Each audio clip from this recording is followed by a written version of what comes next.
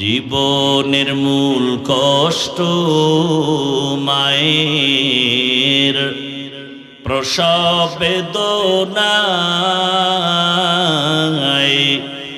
সাত আসমান সাত জমিন তখন মায়েরই মাথায়।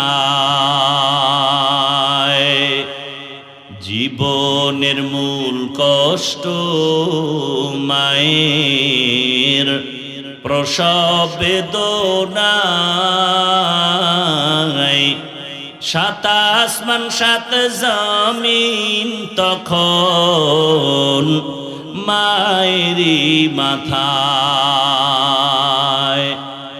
আমার সুন্দর মুখ দেখে মায়ের, আমার সুন্দর মুখ দেখে মায়ের ব্যথা যায় দেয় হাসাইয়া। ও আমার প্রাণের মা, মা গো মা, কোথায় গেলে মোরে ছাড়িয়া?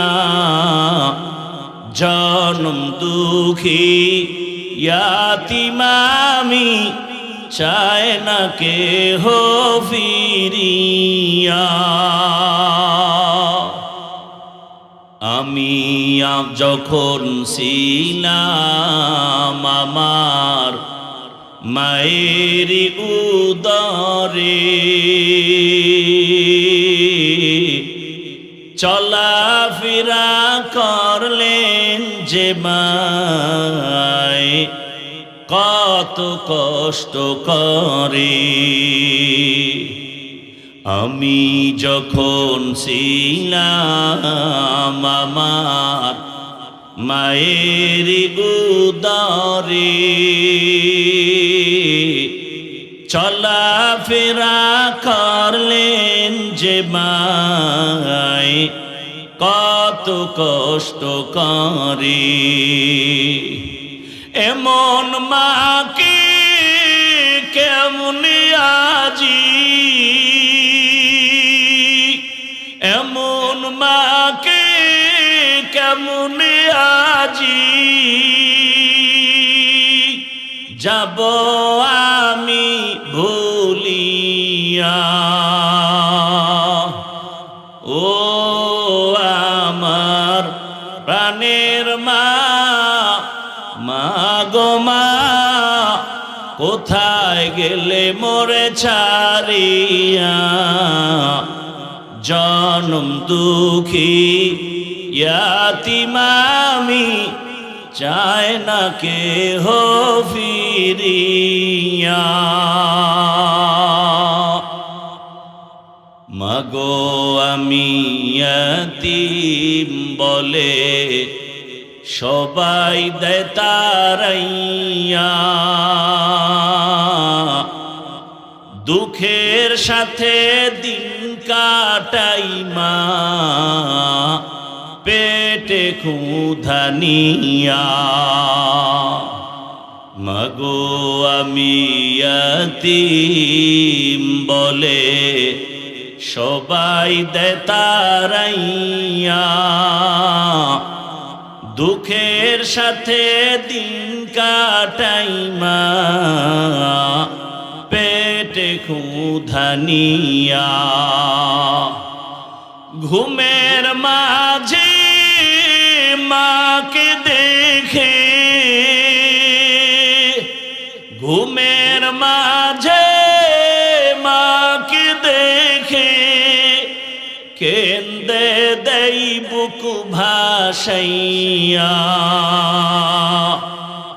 ও আমার প্রাণের মা, মা গো মা, কোথায় গেলে মোরে ছাড়িয়া?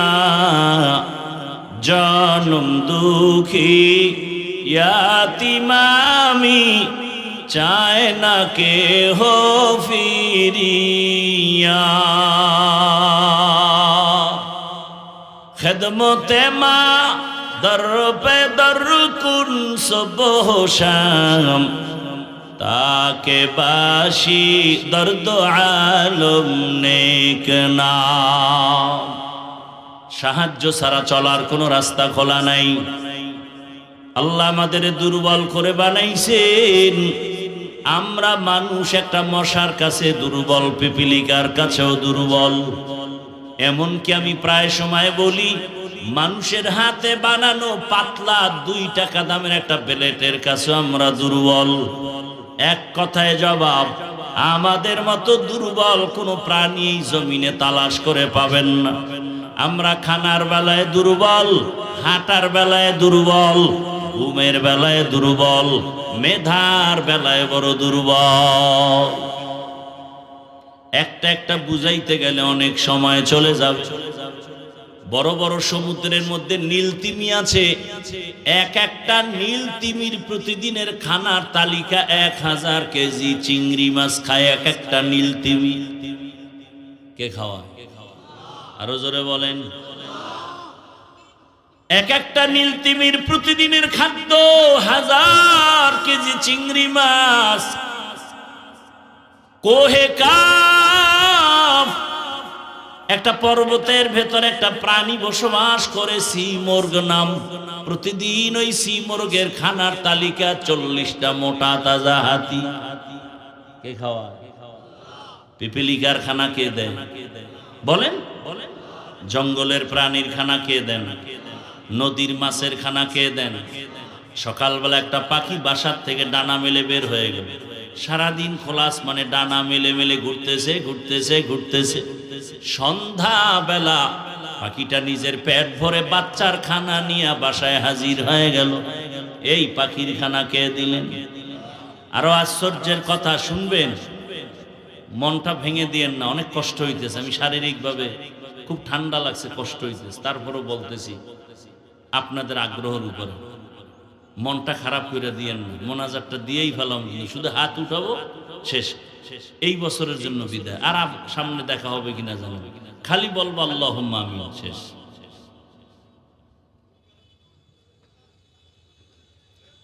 আসলে যে বলছি কপাল,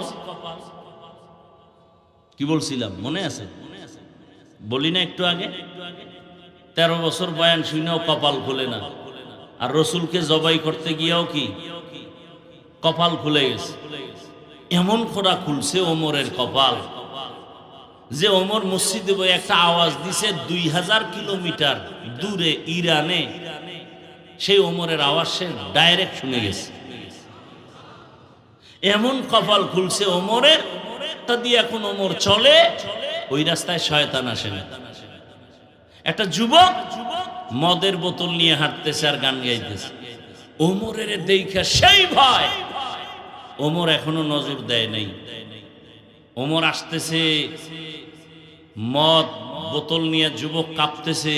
ওমর যদি মদের বোতল পায় তাহলে কোনো কথা নাই, তরবারি রেডি, কল্লা ফালায় দিল। কথার আগে তরবারি।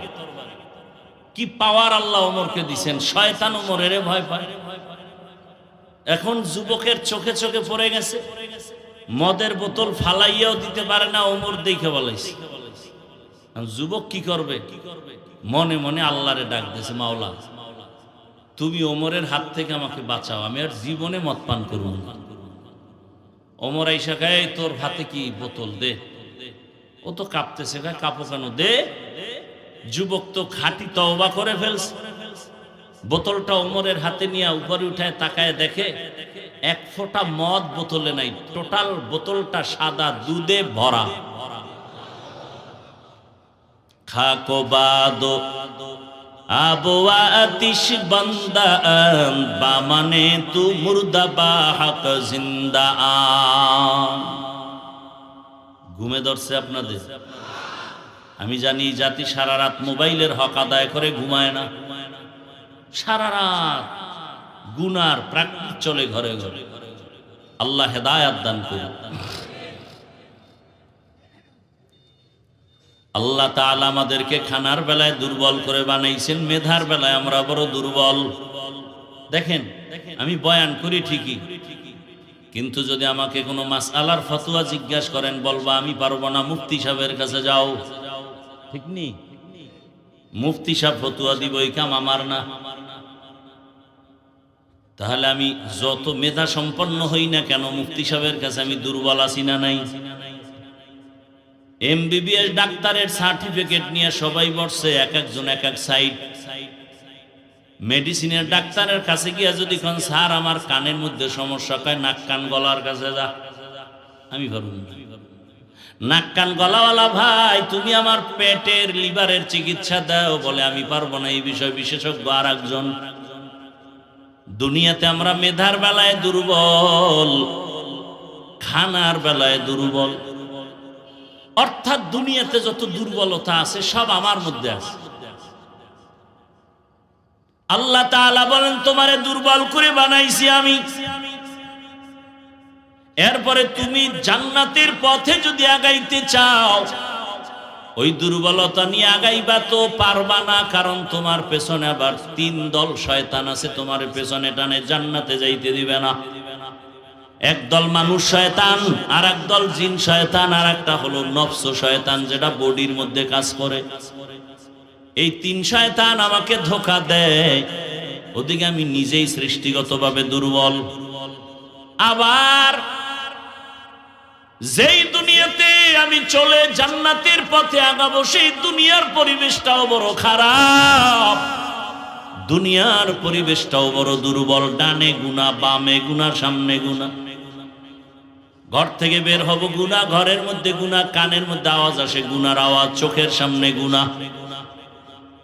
এত কিছু ট্যাকেল দিয়া সামনে জান্নাতের পথে আগানো আমি দুর্বলের দ্বারা সম্ভব না, অন্যের সাহায্য নিতেই হবে। এইগুলো একটা আল্লাহর দিকের বুঝ। আর একটা বুঝ কি? আর একটা দুর্বলতার বুঝ হলো, দুনিয়াতে প্রত্যেকটা মানুষ সামাজিকভাবে একে অপরের কাছে দুর্বল। চলতেই পারি না, আমার কাছে টাকা আছে, ঘরে চাল নাই। চাল কই? কৃষকের কাছে। কৃষক মানুষ মনে করেন খুব নিম্নের মানুষ, চাষিদেরকে খুব দুর্বল মনে করে। ও কয় বড় লোক, তুমি যতই বাহাদুরি করো, তোমার পকেটের টাকা আমাকে দাও তো আমার চাল তোমার ঘরে যাবে, না হয় যাবে না। কি? তাহলে বড় লোক যতই বাহাদুরি করি, আমার টাকার বাহাদুরি চলবে না। আমি চালওয়ালার কাছে দুর্বল, মাছওয়ালার কাছে দুর্বল। 200-400 হাত পানির মধ্যে গিয়া যদি জেলেরা ইলিশ মাছের জাল না ফেলায়, এই জাতির কপালে ইলিশ মাছ কখনো জুটবে না। তাহলে জেলের কাছে আমি ইলিশ মাছ খানেওয়ালা বড় দুর্বল। এইভাবে আমি গাড়ি চালাই, গাড়িতে আসছি, কিন্তু ড্রাইভার আমাকে টেনে নিয়ে আসছে, আমি পারতাম না। আল্লাহ বুঝায় দিলেন, তুমি স্বয়ং সম্পূর্ণ না। একদিক দিয়ে তোমার সম্মান ঠিক রাখার জন্য একটা গুণ দিলাম, অহংকারী যেন না হও, অন্য দিকটা দুর্বল করে রাখলাম। তুমি দুনিয়াতে সম্মানে বেঁচে থাকতে একটা গুণ দিলাম, এই গুণ হইয়া তোমার গুণে গুণান্বিত হয়ে যেন তুমি অহংকারী হয়ে না যাও, এজন্য আরেক সাইড দুর্বল করে দিব। আল্লাহ ব্যালেন্স করে দিয়েছেন আমাদের জীবনকে। ভাইরা আমার, জীবন বড় বিপন্ন আমার। এই দুর্বলতার মধ্যে তুমি যদি আগাইতে চাও, অন্যের সাহায্য নিবা। এতক্ষণ আলোচনার দ্বারা বুঝাইতে চাইছি আমরা কারো সাহায্য ছাড়া চলতে পারবো না, এটা বুঝাইতে চাইছি। এতক্ষণ আলোচনায় কি বুঝতে পারলেন যে সাহায্য লাগবে? কি লাগবে না লাগবে না? দুনিয়ার লাইনেও লাগবে, আখেরাতের লাইনেও লাগবে। একজন ভালো ডাক্তার হতে হলে লেখাপড়া শুধু সার্টিফিকেট যথেষ্ট হবে না, বড় এক অভিজ্ঞ ডাক্তারের কাছে গিয়ে প্র্যাকটিক্যাল ট্রেনিং নিতে হবে। দুনিয়ার লাইনেও দুর্বল, আখেরাতের লাইনেও দুর্বল। এখন অন্যের সাহায্য ছাড়া চলা যাবে না। অন্যের সাহায্য কার থেকে নিব? যার মধ্যে 3টা দুর্বলতা নাই, তার থেকে সাহায্য চাইলেই পাওয়া যাবে। 1 নাম্বার, যার মধ্যে কোনো পিছুটান নাই। 2য় দুর্বলতা, যার কোনো অভাব নাই। 3য় দুর্বলতা, যার কোনো স্বার্থ নাই। এই 3টা দুর্বলতা যার মধ্যে নাই, তার থেকে তুমি চাইলেই পাওয়া যাবে। এবার দুনিয়া তালাশ করে দেখলাম, পিছনে টান নাই এমন কোনো মানুষ নাই। প্রত্যেকটা মানুষের পেছনে টান, মা টানে, বাবায় টানে, সন্তান, স্ত্রী, পরিবার। পিছনে টান নাই এমন কোনো মানুষ নাই। দুই, অভাব। দুনিয়াতে অভাব ছাড়া কোনো মানুষ নাই। বলে কেমন? যে যত বড় টাকাওয়ালা তার অভাব তত বেশি। গরিবের অভাব 100 টাকায় সমাধান হয়, বড় লোকের অভাব লক্ষ টাকায় সমাধান হয় না। দুনিয়ার সবাই অভাবী, এ কারণে গরিবের দেয় না, বরং বড় লোকেরা গরিবেরটা জুলুম করে অনেকে খায়।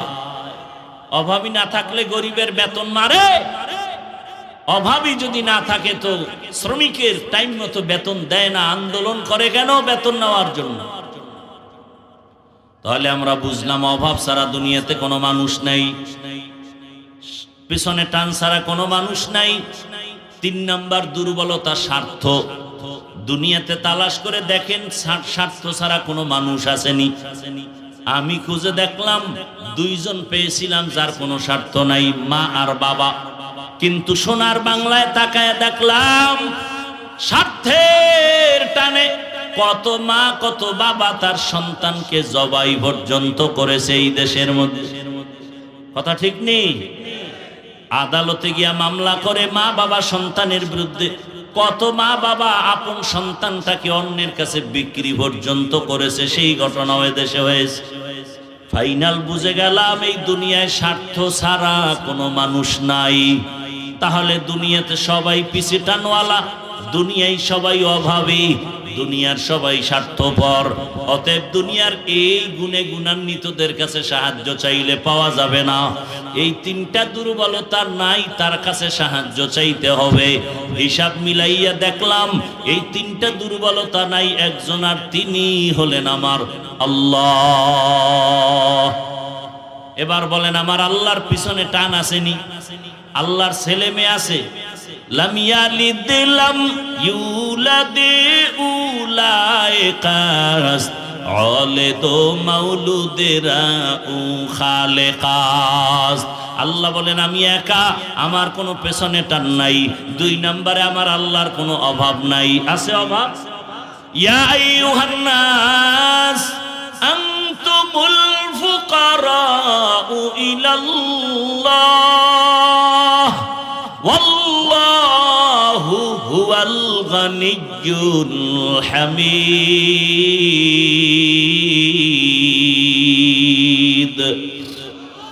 गर तवक्कुल मी कुनिहार सुबह शाम मेरा सानद रिज़्क़ तू अज़ला मकाम जुज़्बा हक़ची ज़े मखाज़ इंसो जा फज़ले उआ मस्ते दर जुमला जहां।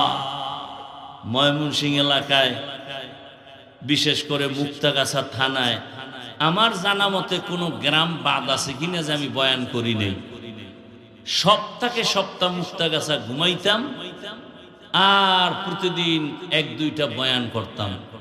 তখন আমি ছাত্র। এরপরে আস্তে আস্তে ব্যস্ততাও বেড়ে গেল, আসি না। এই সমস্ত অঞ্চলগুলোতে আসলে মনের আবেগ নিয়ে আসি, কিন্তু মানুষের মন বোঝা বড় কঠিন। এই জন্য চেষ্টা করি না আসার জন্য। কারণ এখন মন কিভাবে রক্ষা করব সেই মেডিসিন আমার জানা নাই। কি বয়ান দিলে এরা বসে থাকবে, কি বয়ান দিলে এগো তৃপ্তি হবে, এই মেডিসিন তো আমার জানা নেই। বাট আমাকে যদি বলে দেওয়া হয় যে এই লাইনে আপনি কথা বলেন, তখন কিছুটা অনুভব হবে, বুঝতে পারবো যে এই লাইনে বয়ান লাগবে। হ্যাঁ, জীবনটা বড় কষ্টের তো বাবা। লেখাপড়া করছি বড় কষ্ট করে, আর এই স্টেজে উঠছি বহু আল্লাহওয়ালার থাপ্পড় খেয়ে, লাথি খেয়ে। তারা কেমন ছিলেন জানেন? বয়ান যখন তারা করতেন, মাঠের মধ্যে গলা কাটা মুরগির মতো মানুষ লাফাইতো আর চিল্লাইতো। আল্লাহর কসম করে বলতেছি, আমরা তাদের লাথি খাইয়ে এখানে আসছি। বয়ানের টাইমে কেউ পান খাবে, স্টান উঠায় তার মাথায় বাড়ি মারত। এরকম আল্লাহর ওলিদের লাত্তি খেয়ে থাপ্পড় খেয়ে এখানে আসছে। এজন্য কোরআনের বয়ান চলবে আর আপনি চা পান করবেন আর পান খাবেন, এটা বরদাস্ত করতে পারি না।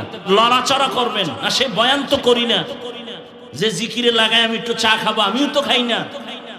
বয়ান চলতেছে, ধারাবাহিক চলতেছে, একটা মানুষ চোখ ডানবাম করার সুযোগ নাই। এজন্য একজন আল্লাহর বড় বুজুর্গ বলছেন, বয়ান ওয়াজ হওয়ার জন্য দুই পুঁজি লাগে, নাইলে ওয়াজ হয় না, শুধু আওয়াজ হয়। আওয়াজ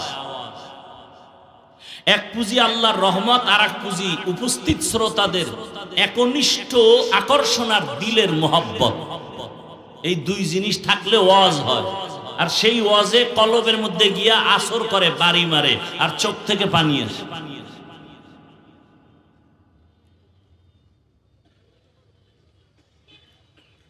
এজন্য ওয়াজ বাড়ছে, এত মানুষ। কালকে বলবেন ও বহু মানুষ, খুব খুশির খবর, ফজর নাই, জোহর নাই, আসর নাই, মাগরিব নাই, এশা নাই, এত মানুষ হইছে তো কি হইছে? আবারও ফজর খালি তো কি হইল? এই চাপাবাজিতে কি হবে? এই প্রশংসায় কি হবে? এখান থেকে বের হয়ে রাস্তায় বেরি, ওয়াজে আছে, বেলুন কিনছে, বেলুন, প্লাস্টিকের মাছ, এডি লয়ে যাব বাড়ি। বউ জিগাইলে বলবে মোনাজাতে বেলুন কবুল হয়ে গেছে।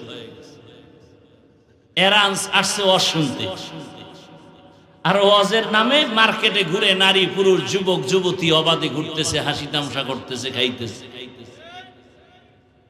কি হবে বলেন? এখানে বেহেশতের বাগান, মার্কেট ওখানে জাহান্নামের টুকরা। পরীক্ষা চলতেছে, কই ঢুকতেছো হিসাব মিলা। আজরাইল কিন্তু ধাক্কা দিলে ঘুমের মধ্যে তুই নাই। কি জিন্দেগি মে বন্দেগি তু করনা হে, জিন্দেগি বে বন্দেগি শर्मिंदा है, जिंदगी बे बंदगी शर्मिंदा है। খারাপ লাগতেছে আপনাদের যুবক বাবারা? আল্লাহ সবাইকে কবুল করেন, হেদায়েতের নূর আল্লাহ আমাদেরকে দান করে। আল্লাহ পাকে মাহফিল হেদায়েতের জন্য কবুল করেন। সাহায্য ছাড়া চলার উপায় কার থেকে নিব? যার তিনটা দুর্বলতা নাই। তিন দুর্বলতা নাই কার? জোরে বলেন। আল্লাহ তাআলা বলেন, ইয়া আইয়ুহান নাস, দুনিয়ার মানুষ, আনতুমুল ফুকারাউ ইলাল্লাহ, তোমরা সব আল্লাহর কাছে ফকির। একমাত্র প্রশংসিত ধনী আমার আল্লাহ। আল্লাহর মতো ধনী আর কেউ আছে? দুনিয়ার ধনীরা দেয় কিন্তু কোটা দেয়, মনের মতো দেয় না। আর আমার আল্লাহ এত পরিমাণ দেন, বান্দার চাহিদার বেশি, খোটাও দেন না। আল্লাহ তাআলা বলেন, সাহায্য সারা চলার উপায় নাই, তবে তিন জিনিসের দুর্বলতা যার মধ্যে নাই তার থেকে সাহায্য নাও। এবার সাহায্য তো আল্লাহর থেকে নিব, কার থেকে? জোরে বলেন। আচ্ছা বলেন তো, নবীজির সাহায্যের প্রয়োজন হলে কার কাছে চাইতেন? আপনার আমার আল্লাহর কাছে চাইতে সমস্যা কোথায়? নবী হাদিসে বলেন, একটা জুতার ফিতাও যদি ছিঁড়ে যায় আল্লাহর কাছে বলো, কারণ আমার আল্লাহর কাছে মানুষের মতো দয়ার কোনো প্রাণী নাই। আল্লাহ সব সময় তাকায় থাকেন বান্দা কখন আল্লাহকে ডাকবে আর বলবে, ইয়া ইলাহি তু মেরা মাবুদ হ্যায়, या इलाही तू मेरा माशूक है, या इलाही मुझसे मुझको दूर कर, ताकि देखो मुझ में तुझको एक नजूर। আল্লাহর নবী বলেন, ইজা সাআলতা ফাসআলিল্লাহ, যখন তুমি সুয়াল করবা আল্লাহর কাছে সুয়াল করো। ওয়া ইজা ইসতাআনতা ফাসতাইন বিল্লাহ, যখন সাহায্য চাইবা তুমি আল্লাহর কাছে চাও। আল্লাহর কাছে চাইতে দেরি, বান্দা পাইতে মোটেও দেরি হবে না। কিন্তু আমরা আল্লাহর কাছে অনেকে চাই, অনেকে বলে চাইও পাই না, এজন্য চাই না। আল্লাহ বলেন চাওয়ারও সিস্টেম আছে, দুই জিনিসের মাধ্যমে আমার কাছে চাও। এক নম্বরে ধৈর্য, দুই নম্বরে হলো নামাজ। আমাদের ধৈর্যও নাই, নামাজও নেই।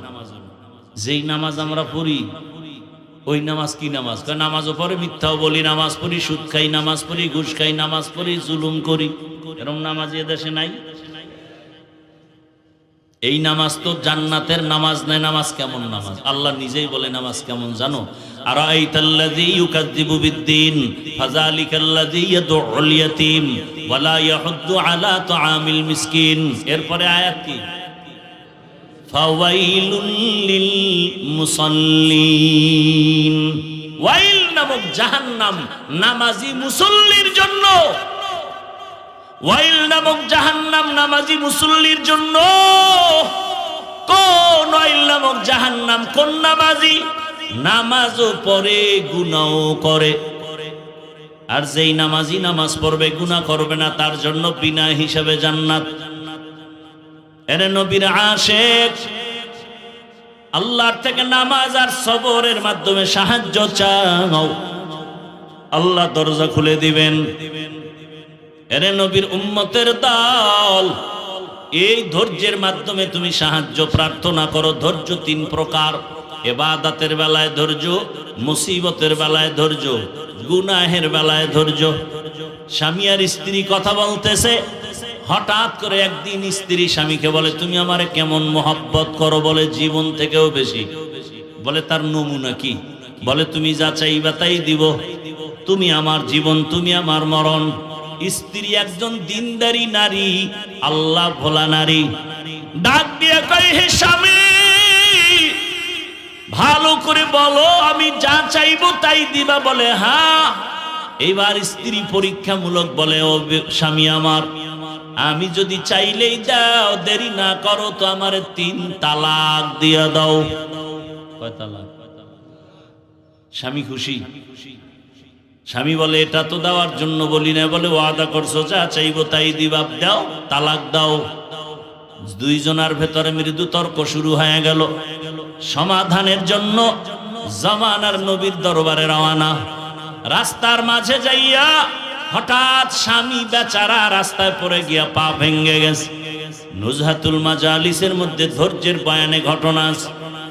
ওই আল্লাহর বান্দা যখনই পা ভেঙে চিৎকার শুরু করে, আল্লাহ তুমি আমারে মুসিবত থেকে বাঁচাও। স্ত্রী হাতটা ধইরা বলে নবীর দরবারে যাব না, বাড়ি লও। বাড়িতে যাইয়া স্ত্রী ডাক দিয়া কয় স্বামী, আমি যে তালাক চাইছিলাম সে কথা উড্ড করে নিলাম, তালাক লাগবে না। স্বামী বলে বিবি চাইলা কেন, আবার চাওয়ার পরে ফিরাইয়া নিলা কেন? এবার বিবি ডাক দিয়া কয় স্বামী আমার, তুমি কি রাসূলের হাদিস শুনো নাই? রহমতের নবী বলছেন মাইয়ুরিদিল্লাহু বিহি খাইরান ইউসিব মিন। আল্লাহ যারে বেশি আদর করে মোহাব্বত করে তারে মুসিবতের পরীক্ষা নেয়। আমি আমার বাবার ঘর মায়া ছাড়িয়া তোমার সংসারে আসছি খেদমত করার জন্য। এত বছর তোমার সংসার করলাম, একটা দিন কোনো মুসিবত দেখলাম না, কোনো কান্না নাই, হা হুতাশ নাই। বুঝলাম যেখানে মুসিবত নাই ওখানে আল্লাহর রহমত নাই। এজন্য কইছি ঘরে থাকবো না, যেখানে রহমত নাই ওখানে আমিও নাই। কিন্তু আল্লাহর কুদরত, যখন তুমি রাস্তার মাঝে গিয়া পড়ে গিয়া পাটা ভেঙে ফেলেছো, তখন তোমার কান্না শুরু হয়েছে। মুসিবত এসে গেছে। মুসিবত যেখানে আছে রহমতও সেখানে আছে, আমিও সেখানে আছি। এ কারণে তালাক চাইয়া আবার ফিরায় নিয়েছি। আর আমরা সামান্য একটু মুসিবতে পড়লে আল্লাহরে শুদ্ধা গালি দেয়, আছে না নাই? আল্লাহ হেদায়েতের দৌলত দান করেন। আল্লাহ বলেন আমি পরীক্ষার হলে পাঠাইছি, পরীক্ষা করিয়া তোমার ঈমানটা তাজা করব, যাচাই করব। আল্লাহর কাছে সাহায্য চাওয়ার জন্য 2 জিনিস লাগবে, ধৈর্য আর নামাজ। আমাদের ধৈর্য নাই, নামাজও নাই, এ কারণে সাহায্য চাইও আমরা পাই না। যারা আল্লাহর কাছে চাওয়ার মতো চাইছেন আল্লাহ তাদেরকে দিয়েই দিছেন, কঠিন ভাবে দিছেন। ভাইরা আমার, আল্লাহ পাক রব্বুল আলামিনের কাছে চাইছেন, আল্লাহ নগদ দিয়া দিছেন, বাকিতেও দেন নাই। এ দুনিয়ায় আল্লাহর এক বড় দুশমন, নাম হলো ফিরআউন। জানেননি তার স্ত্রীর নাম কি? জোরে বলেন। ও আম্মা জানেরা, ও আমার কলিজার যুবক বাবারা, বৃদ্ধ বাবাজিরা, ভালো করে শুনে নাও। ও পর্দার আড়ালের মা, এ জমিনে বড় বেঈমান আল্লাহর নামের দুশমন এমন ফিরআউন। কোরআনে যেই ফেরাউনের এত নাম চলে আসছে, এই ফেরাউনের স্ত্রী আসিয়া এত বড় বেঈমানের ঘরে সংসার করতে গিয়া আল্লাহ তাআলা আসিয়ার এমন ভাবে কবুল করে ফেললেন। আসিয়ার ব্যাপারে রহমতের নবী বলেন, কিয়ামতের দিন জান্নাতে আসিয়ার সাথে আমি মুহাম্মদের বিবাহ হবে। আরো আস্তে করে বলেন। কেমন নারী! ও পর্দার আড়ালের মা বোনেরা, ও আম্মা জানেরা, আপনাদের মতো কত মা এই এলাকায় এখনো আছে, বেপর্দায় চলে না, নামাজ ছাড়ে না, মোবাইলে সময় নষ্ট করে না, স্বামীর মাল খেয়ানত করে না। আম্মা জানেরা, আপনারা কি পারবেন না একজন ভালো নারী হবেন? ও যুবক বাবারা, আমি তোমাদেরকে যতই বয়ান করি, আমি কিন্তু এ কথা বলি না আমার মতো টুপিওয়ালা বড় হুজুর হয়ে তসবিহ হাতে নাও, স্কুল বন্ধ করে মাদ্রাসায় যাও, আমি এ কথা কিন্তু বলি নাই। আমি অন্তর থেকে বলি, আমার দেশে মাওলানা মুফতি মুহাদ্দিসের অভাব নাই। আমার দেশে আদর্শ ডাক্তারের দরকার, আমার দেশে আদর্শ ইঞ্জিনিয়ারের দরকার, আদর্শবান ডিসি এসপি ওসির দরকার। আজ আমার দেশের প্রত্যেকটা থানা জেলার ওসি ডিসি এসপি যদি 5 বেলার নামাজি হতো, কোরআনের বয়ান চলতো, কোন সুদখোরের থেকে অনুমতি নেওয়ার প্রয়োজন হতো না। অতএব তুমি ডাক্তার হও, দোয়া করি, ইঞ্জিনিয়ার হও, প্রফেসর হও, কিন্তু আল্লাহর মোহাব্বত নিয়ে নবীর আদর্শের মালা গলায় লাগাও। তোমার মতো যুবক তোমাদের চোখের সামনে কি নাই? স্কুলে পড়ে, কলেজে পড়ে, নামাজও পড়ে নাই? বলো তুমি কেন পারবা না রে বাবা? তোমার মতো কত যুবক র্যাব, আর্মি, পুলিশ, বিডিআর এর চাকরি করে, নামাজ ছাড়ে না। তোমার বিবেকটাকে জিজ্ঞাসা করো, তুমি কেন পারবা না? তোমার মতো যুবক তাকায় দেখো, আজকে রাস্তায় গাড়ি চালায়, নামাজ পড়ে, তুমি বিবেকটাকে জিজ্ঞাসা করো, তুমি কেন পারবা না? তোমার মতো জেনারেল লাইনের সন্তান কৃষি কাজ করে, নামাজ পড়ে, নদীর মধ্যে মাছ ধরে, নামাজ পড়ে, ব্যবসা করে, নামাজ পড়ে, ডাক্তার, প্রফেসর, ইঞ্জিনিয়ার, নামাজি অভাব নাই। ও আল্লাহর বান্দারা, একটু চিন্তা করো, কয়দিন আর আশা পূরণে গুনার পথে দৌড়াবা? মনের শখ মিটাইয়া, মনের আশা পূরণে কত গুনাহ করেছো। মনে চাইছে পার্কে যাবা, দৌড়ায় গেছো। মনে চাইছে সারা রাত মোবাইল চালাবা, চালাইছো। মনে চাইছে নামাজ পড়বা না, পড়ো নাই। মনে চাইছে তুমি দাড়ি রাখবা না, রাখো নাই। আর কয়দিন, এখনো কি আশা পূরণ হয় নাই? বলো যুবক বাবারা, আর কতদিন পার্কে পার্কে ঘুরলে তোমার আশা পূরণ হবে? বলো আর কতদিন সারা রাত মোবাইল চালাইলে আশা পূরণ হবে?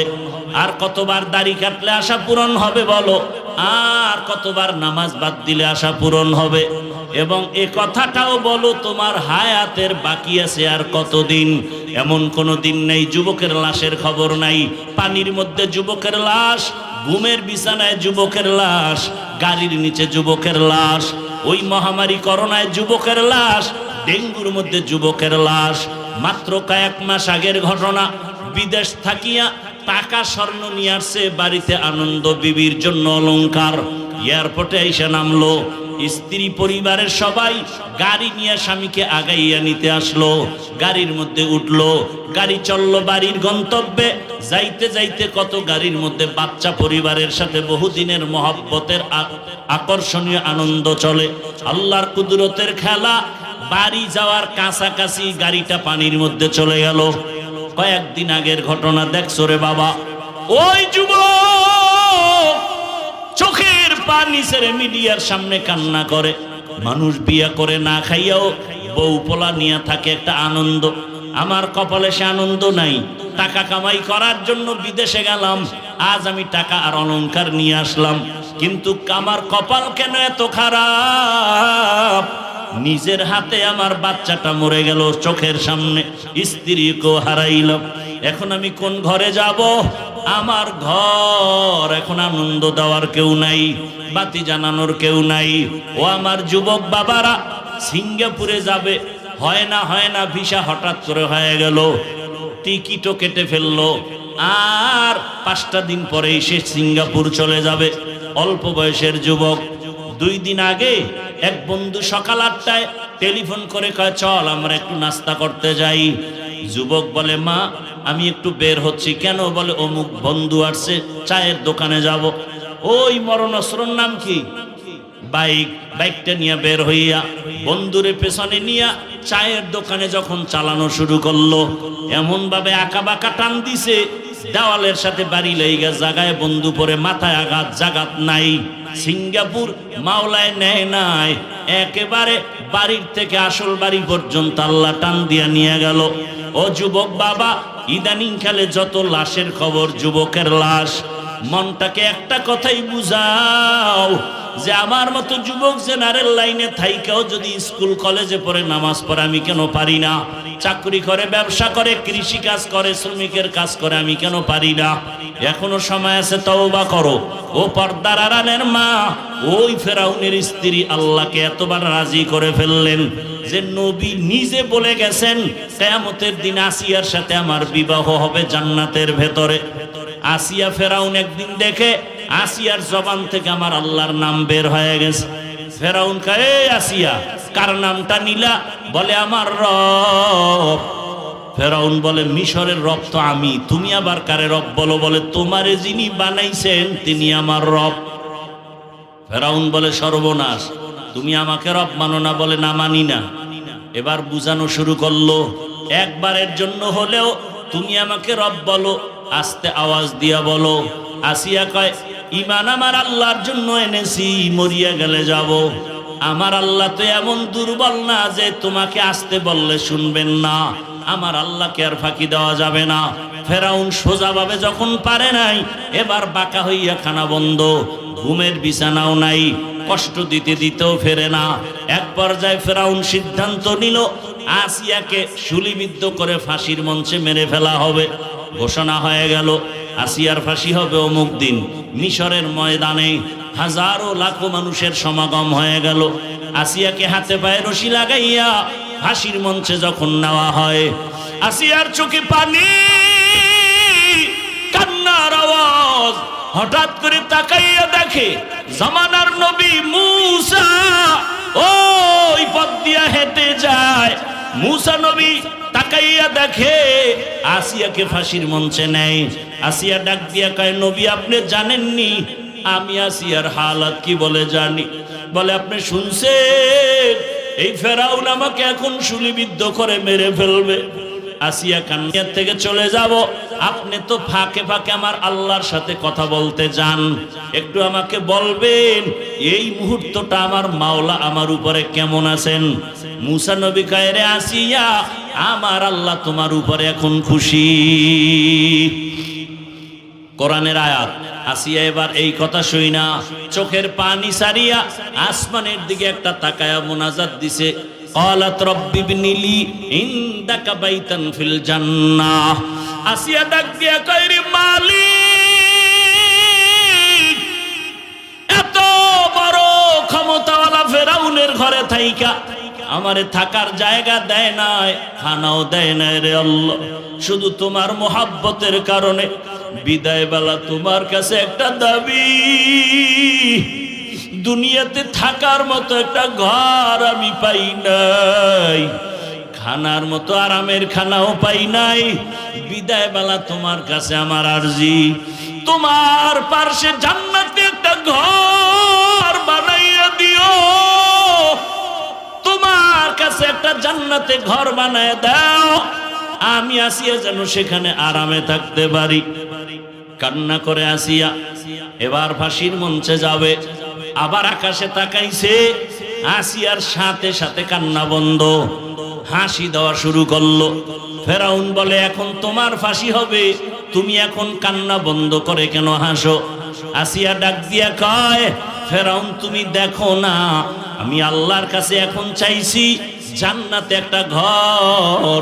আমার আল্লাহ অন্তরচক্ষু খুলে দিয়েছেন, জান্নাতের ঘর এখন আমি নিজের চোখে তাকায় দেখতেছি। লক্ষ লক্ষ ফেরেশতারা আমাকে স্বাগতম দিয়া জান্নাতে নেওয়ার জন্য তারা অপেক্ষা আছে, আমি দেখতেছি। তাড়াতাড়ি আমাকে বিদায় দাও, আমি আমার মালিকের মোলাকাতে চলে যাব। ও পর্দার আড়ালের মা বোনেরা, আপনার স্বামী তো ফেরাউনের মতো খারাপ না। আপনার স্বামী আপনি নামাজ পড়লে অনেক খুশি থাকে, দোয়া করে। অতএব আমি বলবো মা বোনেরা, এখনো সময় আছে, তওবা করেন, আল্লাহর কাছে মনে মনে বলেন, আর নামাজ ছাড়বেন না, বেপরদায় চলবেন না, স্বামীর মাল খেয়ানত করবেন না, নবীর সুন্নাত অনুযায়ী চলবেন, সন্তানটাকে আদর্শওয়ালা বানাবেন। ও যুবক বাবারা, আল্লাহর কাছে মনে মনে তওবা করো। জীবনে তো গুনাহ কম করো নাই, আজকে থেকে তওবা করো।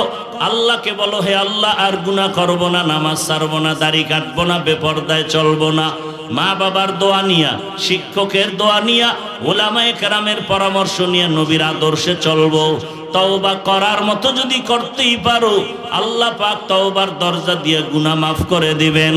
আল্লাহর কাছে মনে মনে খাঁটি ভাবে যদি তওবা করো, আল্লাহকে বলো, হে মালিক, আমাদের তওবা কবুল করে নেন, তওবার উপরে মজবুত হইয়া চলার তৌফিক দান করেন। আমিন। আলহামদুলিল্লাহি রাব্বিল আলামিন।